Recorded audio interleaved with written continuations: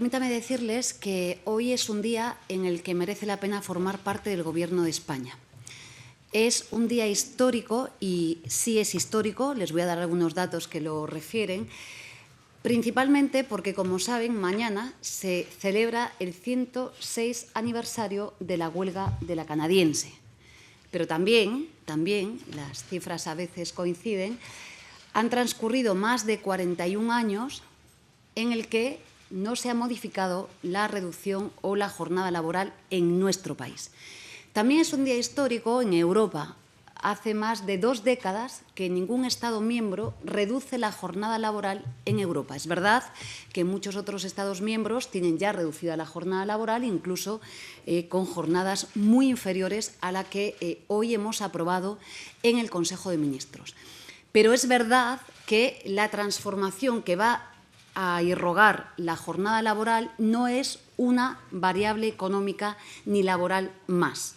Es un proyecto de país. En escasamente 5 años hemos propiciado 4 grandes transformaciones en el mercado de trabajo, que voy a referenciar. La primera de ellas, que proyectábamos, recuerden, en pandemia, con una gráfica que señalaba cómo la gestión del Partido Popular y la gestión neoliberal de las crisis hizo que España tardase 10 años y 11 meses en intentar salir de la crisis financiera. Nosotros proyectábamos una imagen en la que indicábamos que con ese mejor mecanismo de protección social que ha sido histórico, que fueron los ERTEs, en tan solo 15 meses recuperamos lo que había perdido nuestro país, frente a los 10 años y 11 meses de gestión neoliberal, no solo del Partido Popular, sino de la academia, que propició daño, dolor y malestar en nuestro país. En segundo lugar, atacamos algo que era muy clave, y es que no había que despedir a nadie, que se podían gestionar crisis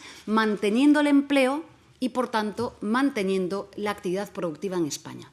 Pero hemos hecho algo muy importante, y es que hemos deconstruido la lógica de la devaluación salarial. Recuerden ustedes lo que nos decía la academia y el neoliberalismo, que nos decía que para poder avanzar había que reducir salarios. Pues bien, la gran transformación que ha propiciado España es que, incrementando el salario mínimo interprofesional el 61%, todas las tesis neoliberales que decían que iba a destrozar el empleo no eran reales. Tenemos más ocupación que nunca, tenemos más crecimiento económico que nunca y tenemos gente que vive mucho mejor en nuestro país. Y aunque tenemos una enorme desigualdad y queda muchísima tarea por hacer, es verdad que esa lógica, no solo de no devaluar los salarios, sino de incrementar de manera poderosa el salario mínimo, sirve para mejorar la vida de la gente. El trabajo no es un fin en sí mismo. Ni vivimos para trabajar, trabajamos para vivir. El trabajo es un medio. Fíjense que si tiene importancia el trabajo, lo dice siempre mi secretario de Estado en su condición de docente y profesor universitario, nos define tanto y nos proyecta el trabajo que nos definimos a través de nuestra profesión. Yo soy abogada, ustedes son periodistas, cuando lógicamente lo importante son nuestras vidas. No es el tiempo que ocupamos en una actividad profesional. Esta norma, que tiene que ver con la reducción de la jornada y con algún aspecto más que ahora vamos a señalar, cambia el paradigma de lo que hacemos desde el Gobierno de España. Esta propuesta tiene que ver con vivir mejor, trabajar menos y ser mucho más productivos y más eficientes económicamente. Tiene que ver con la vida de la gente. Es la medida que está esperando no el Gobierno de España, los trabajadores y las trabajadoras en nuestro país. Lo más importante de esta norma se llama reformulación del control horario. Un control horario, un registro horario que va a ser modificado, que va a ser propio del siglo XXI, que va a ser, por supuesto, digital, interoperable, con control remoto y en el que la Inspección de Trabajo va a saber en tiempo real cuáles son las jornadas que cualquiera de ustedes van a hacer.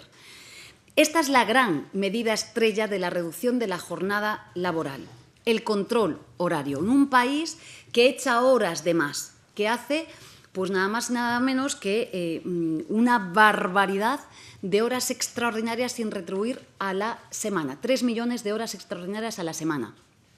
cuando llegamos al Gobierno de España eran 6 millones. El coste fiscal de esta reducción es brutal. Son centenares de empleados y empleadas públicas en la Inspección de Trabajo que están operando para actuar en una de las irregularidades mayores en las relaciones laborales, que es el control horario. Quiero aprovechar para darle las gracias a la Inspección de Trabajo. Modificamos el artículo 34 y pasamos de tener una jornada máxima legal de 40 horas a 37 horas y media sin reducción salarial, en la lógica que decíamos antes de no devaluar los salarios. Es decir, esta medida va a hacer también que sus salarios crezcan y mejoren su posición. Pero hacemos algo todavía más importante que les atañe a ustedes directamente. Ayer en Bruselas trabajábamos justamente en ello. Y es que van a tener derecho a la desconexión. Ningún trabajador ni trabajadora española va a tener que responder a un mail, a una llamada, ni siquiera de un ministro o ministra, cuando ustedes estén fuera, digo ni ministro ni ministra, cuando ustedes estén fuera de la jornada laboral. Esto no solamente es una medida, es que sé que lo hacemos, así que esto no tienen que atenderla y no solamente no va a irrogar reproches laborales, es decir, sanciones en el ámbito laboral, sino que además da un marco de protección y de concepción del mundo del trabajo que no tiene nada que ver con lo que hoy está pasando. La conexión permanente causa daños en salud mental y en un estrés permanente. Y por eso, otro de los elementos que planteamos aquí es central, es el derecho a la desconexión, que son muchos los aspectos que modificamos la parcialidad, modificamos en la lógica de la reforma laboral, cómo se practican las infracciones y sanciones que vuelven a estar individualizadas y, por tanto, también incrementando su cuantía, pero termino ya.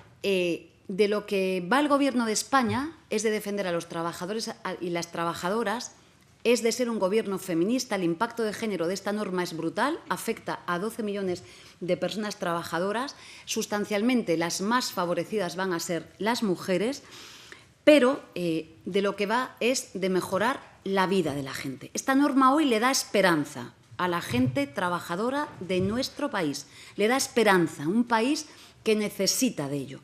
Y si me permiten, creo que necesitamos reformas como esta, que son reformas cotidianas, pero que siendo cotidianas y hablan de las cosas pequeñas, entran en las casas de los españoles y las españolas, hacen que la vida real cambie. Y como he empezado, creo que hoy sí es un día histórico. Fíjense, 106 años de la huelga de la canadiense, fíjense, España, el primer país de la OIT, ayer estaba con el director general de la OIT, el primer país que contempló una jornada laboral de 8 horas, pero eso sí, en cómputo de 48, y hoy creo que nuestro país vuelve a hacer historia. Les quiero dar las gracias a los periodistas, a las periodistas de nuestro país, porque han estado siguiendo este debate durante 11 meses, y termino dando las gracias también al diálogo social en España. Goza de buena salud. Esta norma es hija del diálogo social, 11 meses de trabajos en la mesa de diálogo social. Le quiero dar las gracias al equipo del Ministerio de Trabajo, a su secretario de Estado que preside esa mesa. Y sí, a pesar de que el acuerdo es bipartito, tiene el marchamo de algo muy importante. Se llama diálogo social. Está contemplado en el artículo 7 de la Constitución española y creo que hace que nuestro país hoy sea mejor. He escuchado a los dirigentes de la patronal esta mañana y ni siquiera ellos pueden oponerse a una medida de este alcance. Digo porque el propio Lorenzo Amor lo señalaba expresamente. Es muy difícil oponerse a una medida que hoy ya forma parte de la vida de nuestro país. Lo que toca ahora es convertir en sentido común lo que hoy ya está en la calle